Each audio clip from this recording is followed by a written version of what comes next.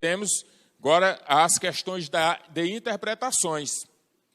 Dentro dessas interpretações, no capítulo 1, nós temos a interpretação amilenista. Alguém pode dizer, pastor, como é que eu faço para saber onde é que eu estou, para onde é que eu vou, o que é que eu vou passar, o que eu não vou passar, o que eu vou conquistar, o que eu não vou conquistar, como é que se dará tudo isso aí no tempo futuro, no tempo vindouro. E, portanto, capítulo 1, nós temos aqui a interpretação, sistemas de interpretação. Dentro dos sistemas de interpretação, nós começaremos com a interpretação amilenista. O que é isso, pastor? Interpretação amilenista, professor, o que isso quer dizer? A interpretação amilenista nega que haverá um período literal de 1000 anos.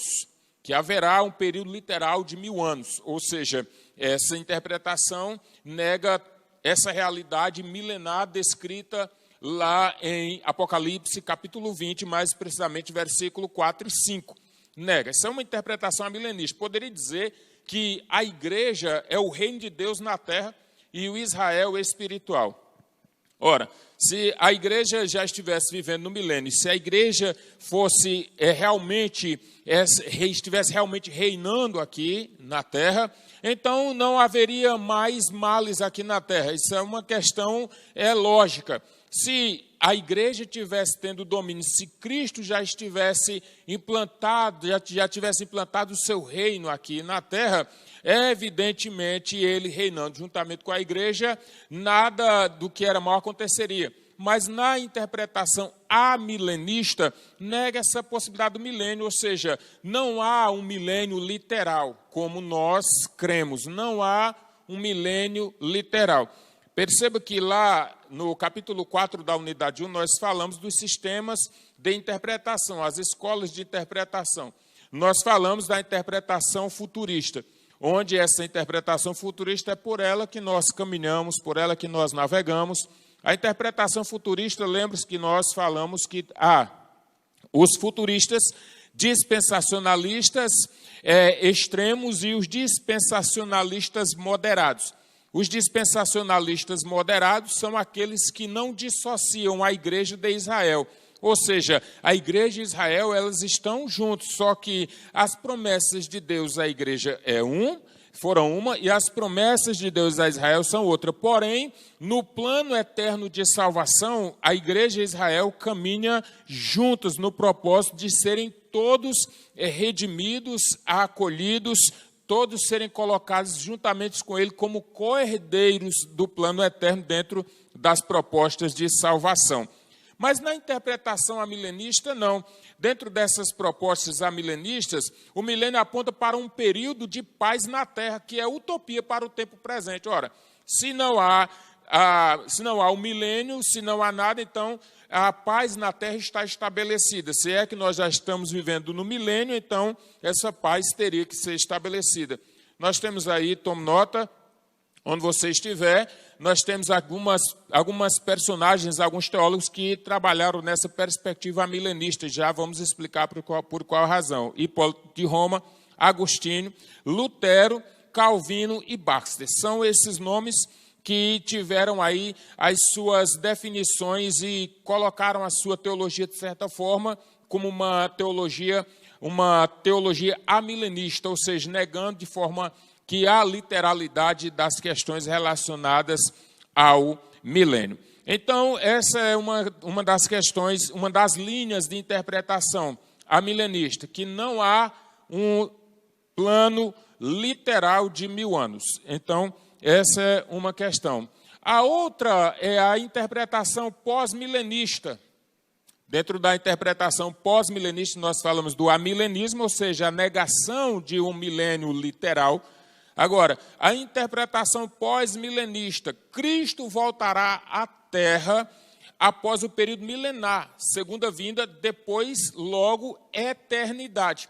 A igreja estabelecerá o reino de Deus na Terra antes do retorno de Cristo. Ora, essa linha de interpretação aponta para o pós-milenismo, ou seja, não haveria aí a segunda vinda, não haveriam aí duas ressurreições, porque Cristo voltará à Terra após o período milenar, segunda vinda e logo depois a eternidade. Ou seja, a partir daí é que todos seriam julgados. Essa é uma interpretação pós-milenista.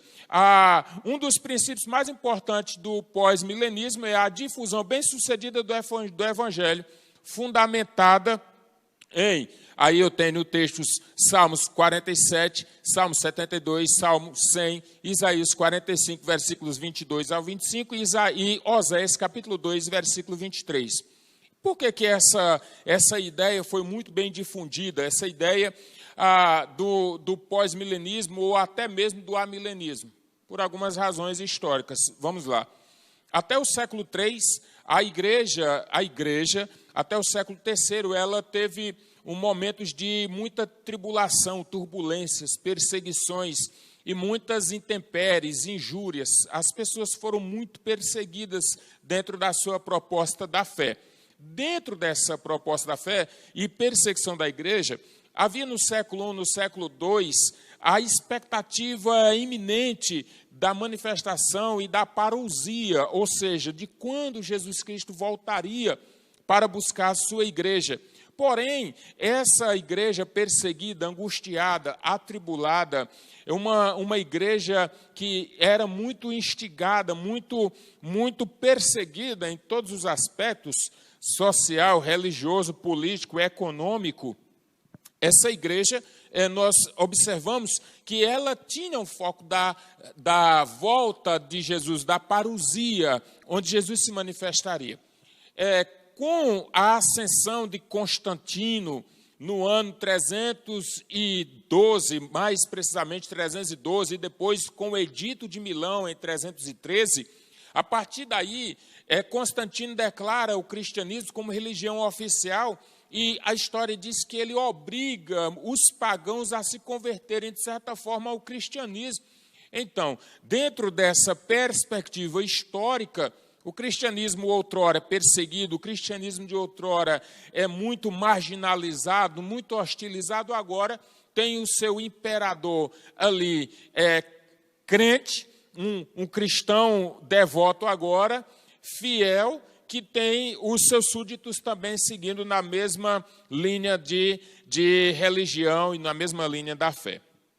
O que acontece com isso aí? O que acontece é que há essa perspectiva da igreja reinar com Cristo, ela é como se na proposta pré-milenista fosse antecipada, e agora a igreja vive tempos áureos, tempos de ouro, tempos de propagação.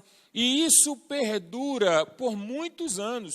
Quando a gente chega na Idade Média, a igreja na Idade Média ostentava, a igreja tinha poder, a igreja, estou falando da igreja, a igreja católica, a igreja apostólica romana, que mais precisamente até o século XV, no período da Idade Média, compreendendo século V e século XV, nós vemos o período de ostentação, um período de muito poder econômico, poder político, a igreja mandava, desmandava, a igreja vendia terreno no céu, a igreja vendia indulgências, a igreja oferecia perdão, liberava perdão, a igreja tinha a chave do céu, lá entrava só quem ela queria, a igreja tinha a chave do inferno, lá entrava quem ela queria, a igreja abria e fechava o purgatório, criou-se essas doutrinas e começou a dominar tudo. Então, de certa forma, era muito conveniente para que a igreja tivesse ali a ideia de que estava literalmente reinando. E, portanto, essa é uma das propostas pós-milenistas, apresenta o evangelho como, de certa forma, bem-sucedido na época histórica, mais precisamente quando a gente vai observar alguns idealizadores do amilenismo e também do pós-milenismo. Poderia falar de Agostinho. Agostinho, claro que dentro do seu contexto histórico, eram muito mais favoráveis às questões religiosas e políticas históricas da sua época e, portanto, passou também a acreditar e sendo aí um idealizador e também até hoje persiste. Não só Agostinho, mas também tantos outros teólogos andam nessa linha amilenista e também outros nessa linha pós-milenista. Agora, a interpretação pré-milenista nós temos advogamos na seguinte causa: Cristo voltará a essa terra após o período milenar, ou seja, a segunda vinda, e depois segue-se a eternidade. A interpretação pré-milenista, nós advogamos que Cristo voltará a essa terra após o período milenar, segunda vinda, depois eternidade. A primeira vinda, nós vamos tratar isso ainda nesta aula. A primeira vinda, somente os preparados, os salvos, darão conta de que isto já aconteceu, portanto, a igreja será arrebatada dentro deste interim. A segunda vinda, aí sim, todos verão. Todos verão.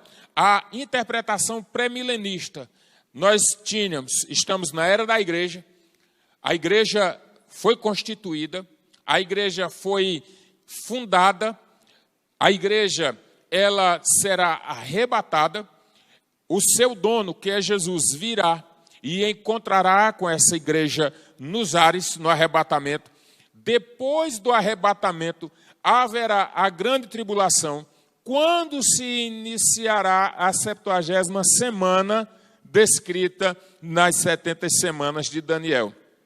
Depois do período da grande tribulação, passados os 7 anos, o Senhor tornará a voltar, e aí juntamente com a sua igreja, e juntamente, segundo Apocalipse capítulo 20, versículos 4 e 5, juntamente com aqueles que morreram no período da grande tribulação como mártires, que estes foram ressuscitados e agora estão com Cristo e voltarão juntamente com a igreja para que ele venha estabelecer o seu milênio aqui na terra. Então, na interpretação pré-milenista, a igreja, depois o arrebatamento da igreja, seguido da grande tribulação, depois o Senhor Jesus voltará e estabelecerá o milênio na terra. 2 teólogos poderiam citá-los aqui para coadunar com essa proposta de interpretação pré-milenista. Um, Justino Marte, e o outro, Irineu.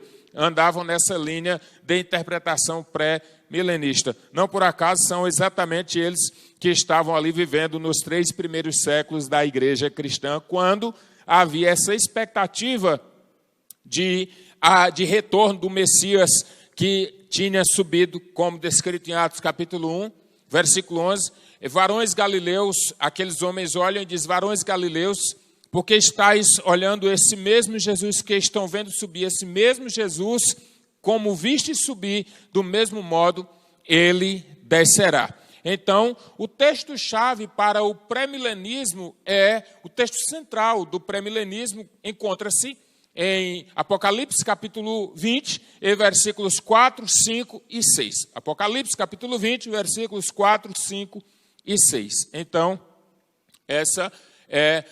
este é um sistema de interpretação. Nós falamos do amilenismo, do pós-milenismo e do pré-milenismo. Então, que você possa guardar essas informações e seguindo na nossa proposta. Aí, dentro do nosso capítulo 2, pré-milenismo, discussão sobre a época do arrebatamento da igreja.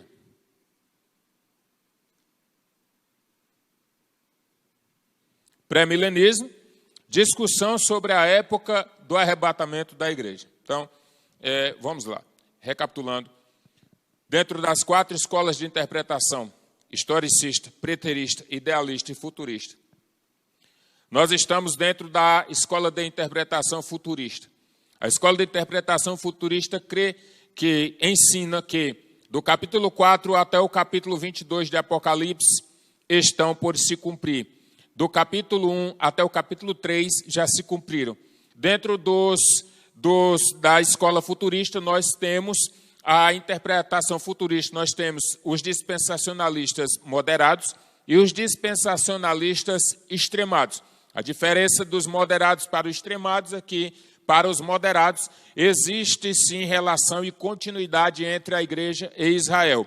E para os extremados não existe continuidade para a igreja e Israel, são grupos distintos, cujas promessas de Deus não têm nada a ver um com o outro, e, portanto, depois que a igreja for arrebatada, a história de Israel não tem nada a ver com a história da igreja. Não há continuidade. Em linhas gerais, não há continuidade entre Israel e a igreja. É bem verdade que não é isso que diz o texto de Hebreus, capítulo 8, como pode muito bem procurar nas Escrituras, que não é muito bem por aí que vamos andar.